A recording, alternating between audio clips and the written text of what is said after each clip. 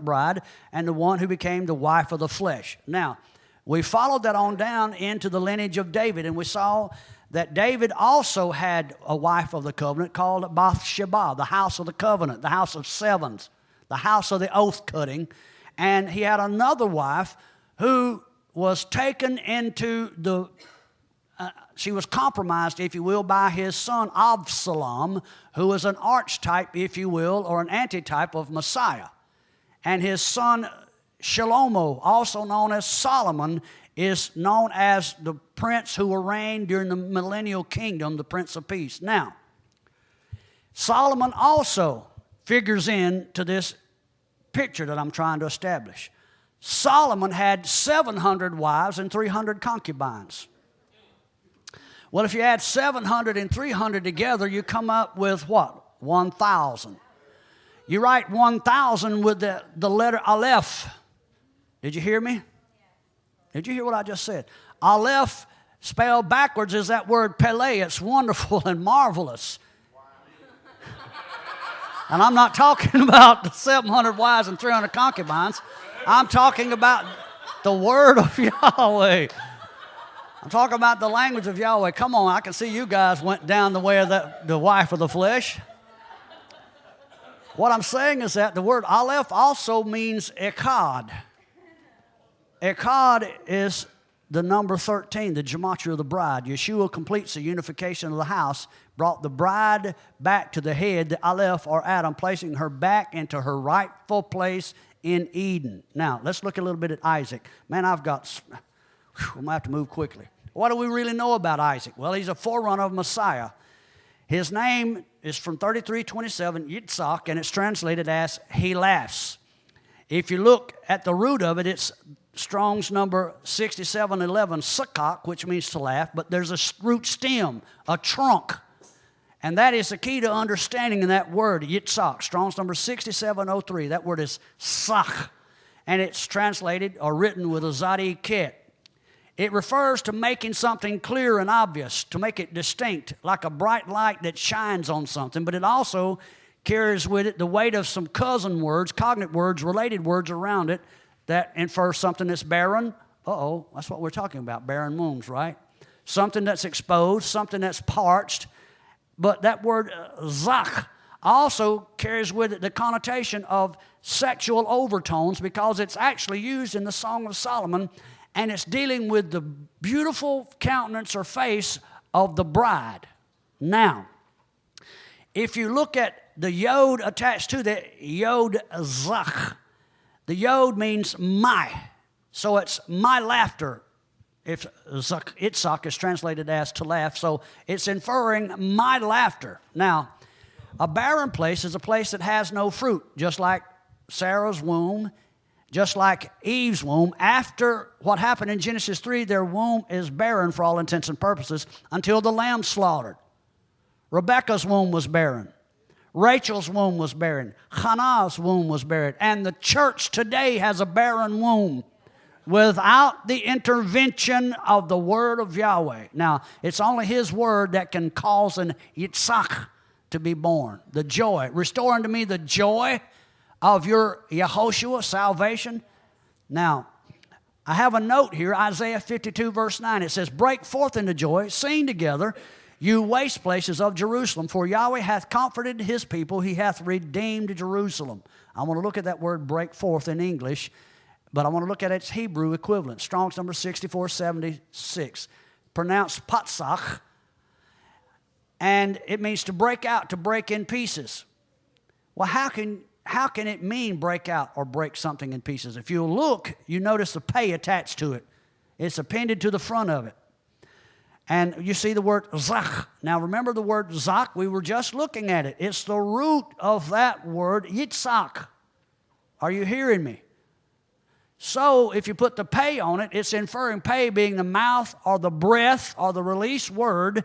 It is that word of Yahweh that speaks light into the barren places, that causes those places to be illuminated, to be exposed. Are you with me? It has another related word, 6453. That word is Pesach, where we get our word Passover from. Now, A key to understanding them is to look at their numerical value, okay? There's a minute difference. Remember, Isaac is born on Passover or Pesach, but he was also offered up by his father Abraham on Pesach. So let's look first at the word for breaking forth, Pesach, and it's Strong's number 6476. The numerical value of it is 178, and the numerical value of Pesach, Passover, is 148. Well, if you look at it, 178 happens to be the gematria of the name Yaakov. Did you hear me? 148 is the gematria of the Hebrew word motzanim, which means scales. Those two words, when it's talking about the breaking forth, which took place at Passover, did you hear me? Is inferring that the house of Jacob, also later known as the house of Israel, was being weighed in the balance. And again, if you subtract 148 from 178, you get the number 30. That's the Lamed. Now, 30 is the gematria of the word Judah or Yehuda. And again, we talked about it last night. Yehuda is only one letter different than Yahweh. It's a Yod, Hey, Vav, Dalet, Hey. The Dalet is the door. So Yehuda becomes the doorway for Yahweh to put Messiah in the earth. Isn't that powerful? Now, and again, it's ironic that Yeshua, who came through that doorway of Judah, was also betrayed by Judah and one named Judas. Did you hear that?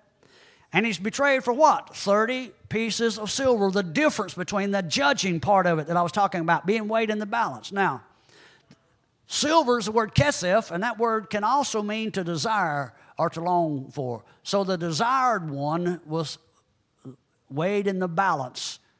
When Jacob was found wanting, Yeshua pays the penalty. Now, the shadow picture here is that of Isaac becoming a doorway for future generations or future seed. Again, the enemy is very cunning, and as soon as that's taking place, the enemy's trying to introduce a counterfeit seed who will compromise what Yahweh's intending to do. Now, I'm telling you, if there is a genuine bride in the days ahead, then there's going to be a false bride as well. She's going to look just like. As a matter of fact, she will be more charismatic. She will be more effervescent. She will be more flamboyant and outgoing than the genuine bride who's supposed to be cloaked in humility. Why? To call attention to herself, and it's only those that are familiar with the language of Yahweh, the Hebrew language, that's going to be able to tell the difference between the genuine and the counterfeit.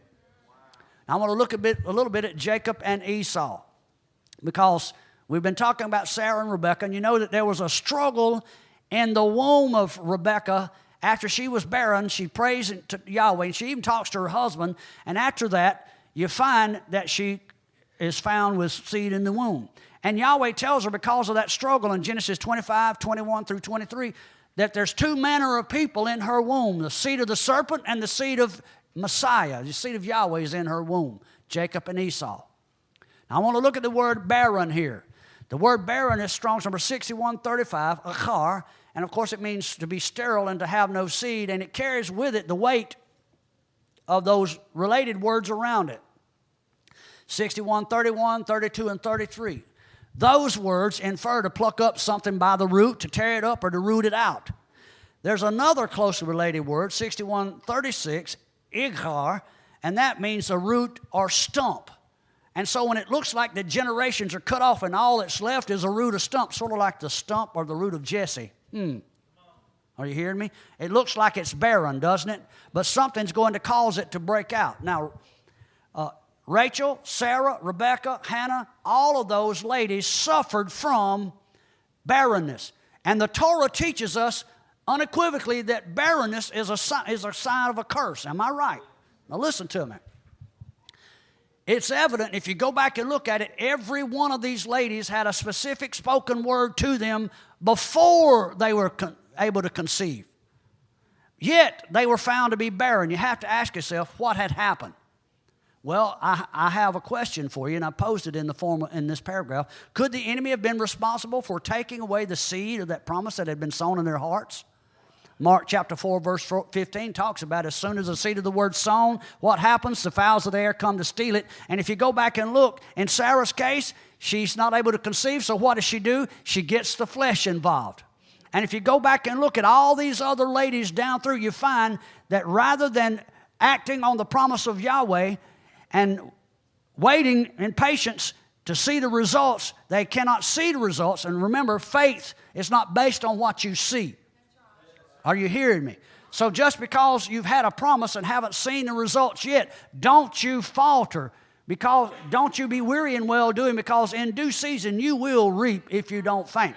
Now these ladies failed initially to hang on to the promise of Yahweh, and the enemy tried to circumvent that seed. However, light was sown into their hearts, and they eventually did conceive. Now, in Zephaniah 3:9 it says that I will return to the people of pure language, that they all may call upon me they all may call upon the name of Yahweh to serve him with one consent. I want to look at that word serve. Strong's number 5647, it is abad, and of course it means again to obey. There's another word that's closely connected to it, and it is to serve with one consent. Strong's number 259, echad. And again, echad has the gematria of 13, the number of the bride. But echad, Strong's number 258, spelt the same way as the word for one, can also mean to swing one way or another like a two-edged sword that divides. Remember the division in Peleg's day?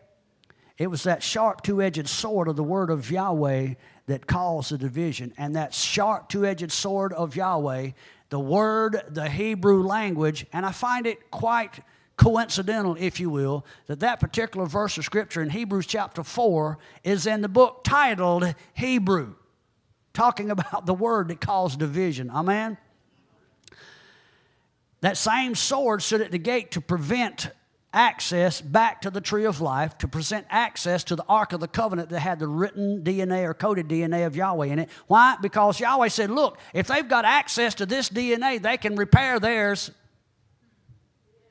And so he had to put them away from it. And the only way you can get it is by digging and working at it. You have to be a servant of the word of Yahweh. Now, let's look a little bit further at Rebekah.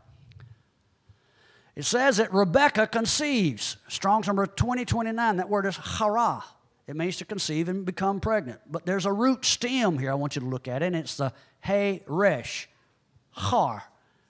That word is 2022, which means a mountain.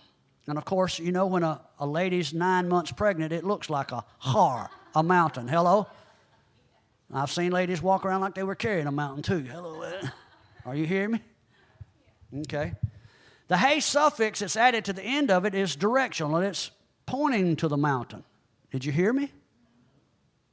It was at Mount Sinai that Israel receives the seed of the Torah, the fruit of the tree of life, the DNA of Yahweh.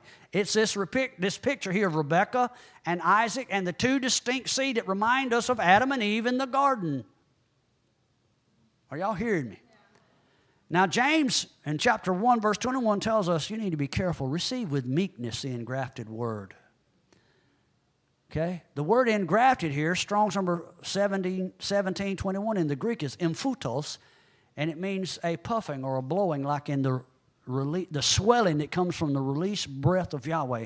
If you've ever done any CPR, when you blow the breath into the individual, they swell. Well, that's exactly the picture painting. They become a mountain because of the breath of Yahweh that's breathed into them.